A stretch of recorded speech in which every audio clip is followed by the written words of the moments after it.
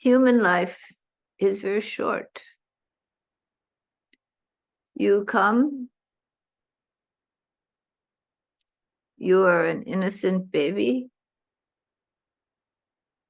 unable to control anything of your physical environment. And then you develop, you become a youth, then a person of the middle years, dynamic, attempting to find your place in the world and express yourself.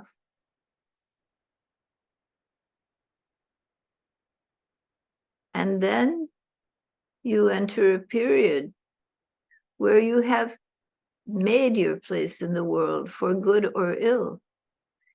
And you have become whatever you are to be in this life. And then the physical body begins to age and decline. And a period of life comes when there is time for reflection, assessment, and then the final years and the passage from this life. Naturally, for some, this period is longer, for some, much shorter. For some, not all of these stages will come about.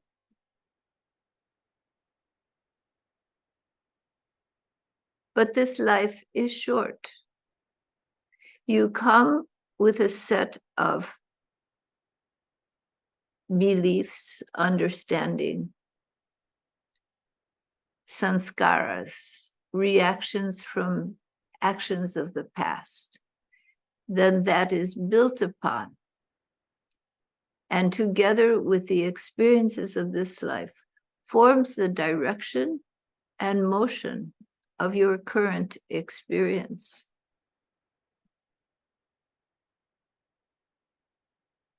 There are certain fundamental passages, truths that are there for all. You come into this life, and depending on your reactive momentum of mind, it may go this way or that. But it is certain that you will be involved in the physical form and the mind in attempting to secure your well-being and the well-being of those you love, and fearing and avoiding pain, loss, and sorrow. These aversion and attraction are the two primary forces of human life that pull you and push you through the experience of your humanity.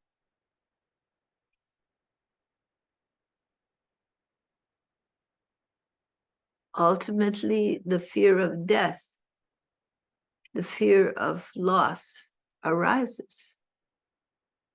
But beneath all of these human experiences lies the fundamental cause of suffering, which is identity of self with the individuality of your I feeling. When you are able to move into the deeper self, the self of yourself, and feel the ocean of divine grace that is unlimited and omniscient, then comes the experience of a loss of need to cling and to acquire, a loss of need to fear. For in this deeper self of yourself in this ocean of infinite grace, there is no coming and no going, no loss, no separation. For all is the eternal one. All abides in the infinite ocean of being. There is no self and other. That is a misunderstanding, an illusion created by identity of conscious being, of conscious awareness with the body, mind, and senses. Because consciousness experiences a body, senses, and mental function, it perceives sensory experience. So there is self and other.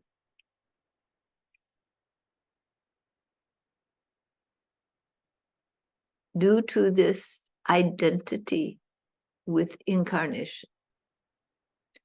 But when the identity moves to the deeper nature, to the self of yourself, then you begin to experience the wholeness that is your real truth, that is the substantive truth, that lies beneath the experience of gain and loss, of pleasure and pain. Beneath this, there is a knowledge of wholeness in which there is no loss and there is no gain, where love divine is the language of being, the language of the heart. There is no subject, no object. There is only love. And all the forms of this creation, when seen through the eyes of the deeper self, of the divine essence within you, all of creation is but the multitude of forms of infinite being, the multitude of forms that divinity takes in the play of creation. In all the forms, in all the ways, there is but the one, eternal, immortal, infinite self. That divinity which has no duality, no separation, the dissolving of I and thou into this ocean of infinite grace is the greatest achievement of human life, for it dissolves all of the misunderstandings, all of the illusions that have caused suffering. Dissolve in this knowledge, in this experience of the infinite love of the divine. This God self is the ocean of infinity, the immortal self of all beings, in which all of the forms of creation abide.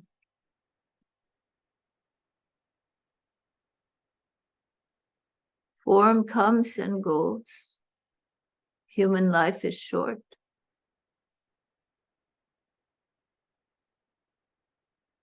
But this human life is precious, For it is your opportunity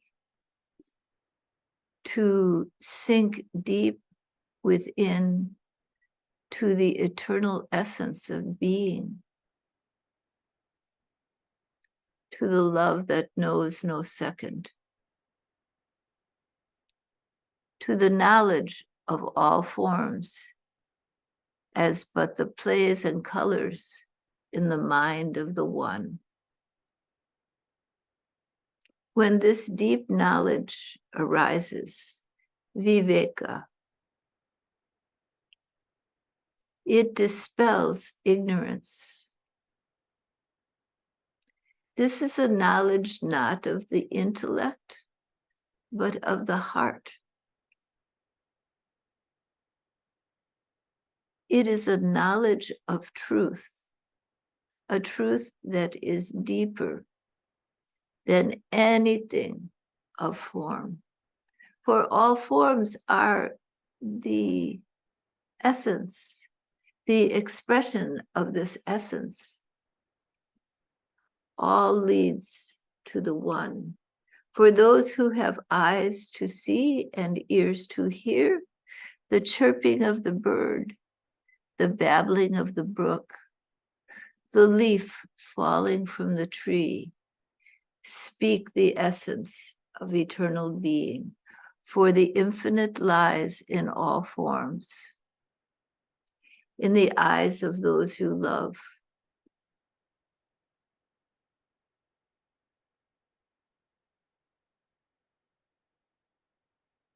in the changings of the seasons, in the rain, in the snow, in the sunlight, the infinite abides. And beyond all forms, beyond all images, the one eternal self, the one eternal nature, the love that is and always has been, abides. It is your own deep nature, like the drop of water dropped into the sea when the thoughts of duality fade from the mind. Conscious awareness falls back to its inherent nature.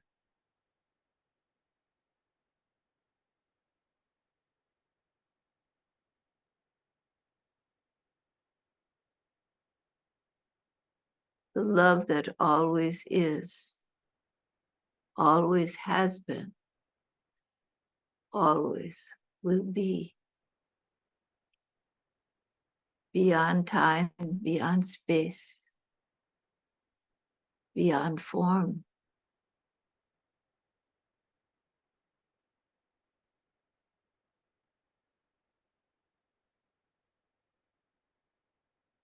This eternal river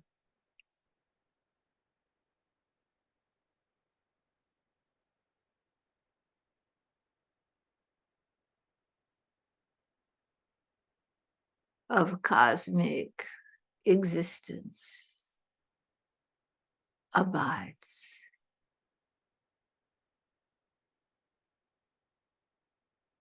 In it, you abide.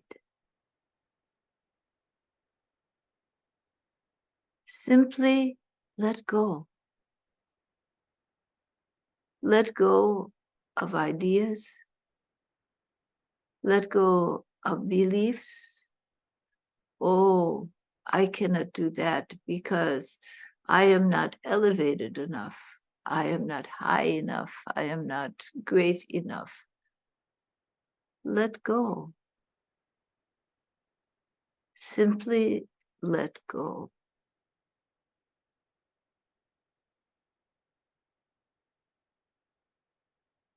In that letting go of all your beliefs, your ideas, fall into grace.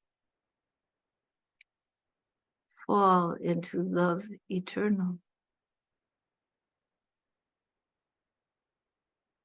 Dissolve into the beloved of your heart, into the core of your being. Dissolve into that which you love most deeply.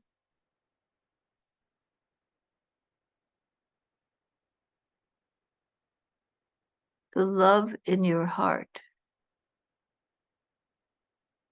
is a gateway, a doorway to the infinite one.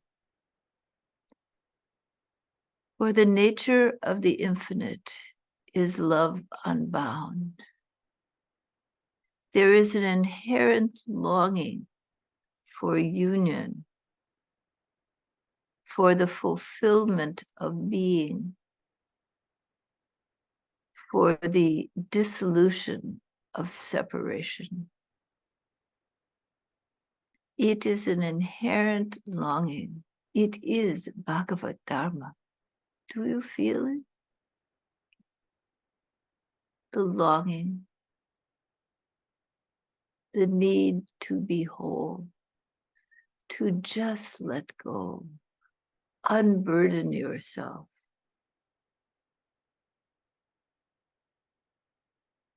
Put it all in the hands of the Infinite One.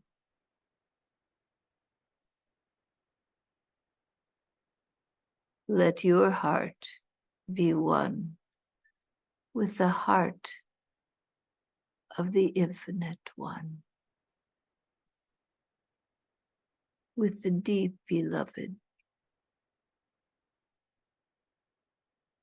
Let that one take all that you have held, all that you have believed, all that you have understood to be you.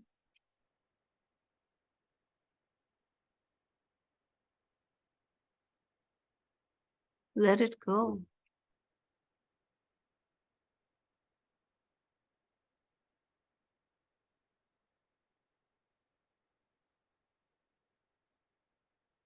Let the grace of infinite being, of that most precious one,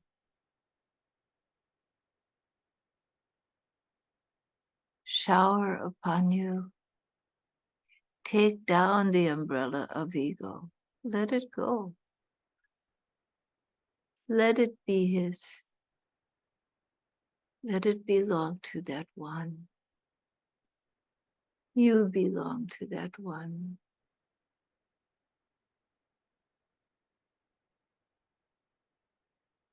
Take down your walls, your fears, your defenses. Let love eternal, the infinite whole, be your home of homes. The true sadhana is not in achieving some grand discipline, but rather giving away all that you have acquired to the hands and arms of the Infinite One.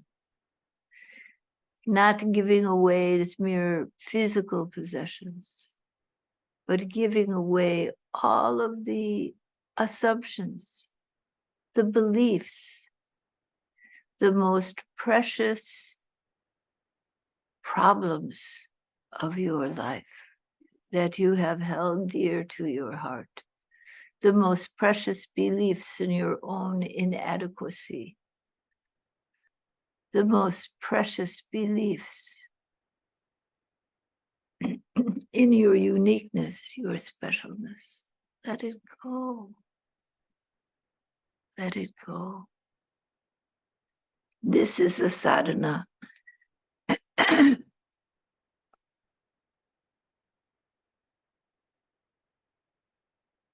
Surrender everything.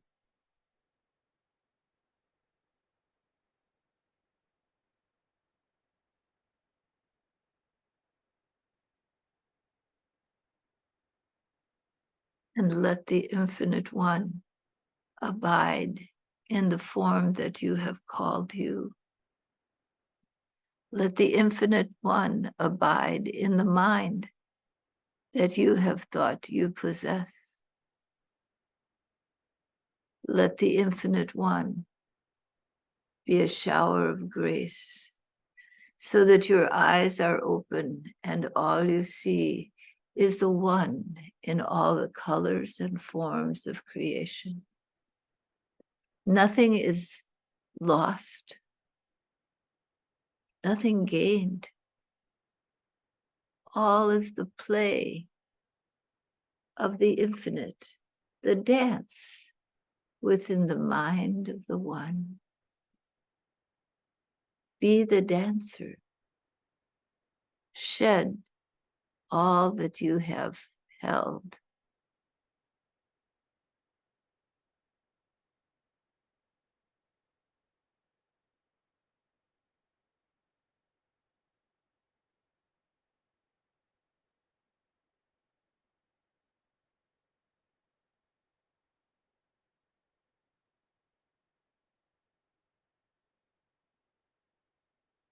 What remains?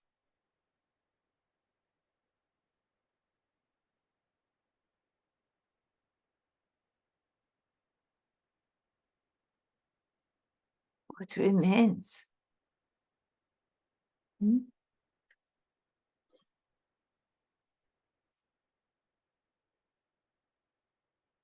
Love divine has no boundaries.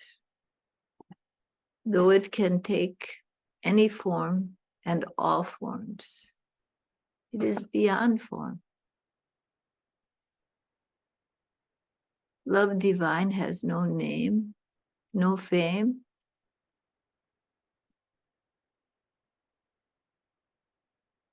no prestige to defend.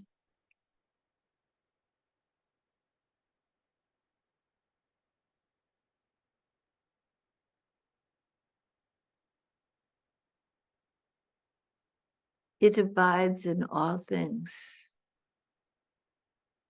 in all beings. Though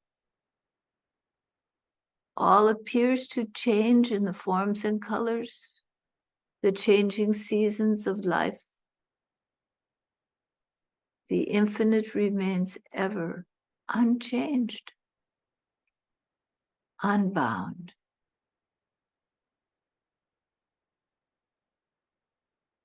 Remove the bindings, let them fall away. They are the dream.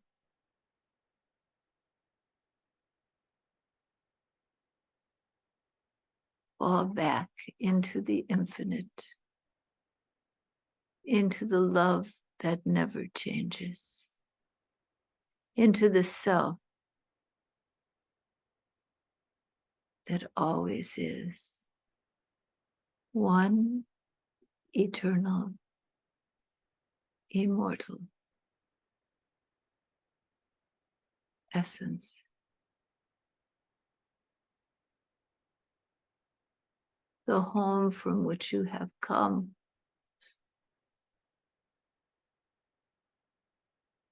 Return again. All right.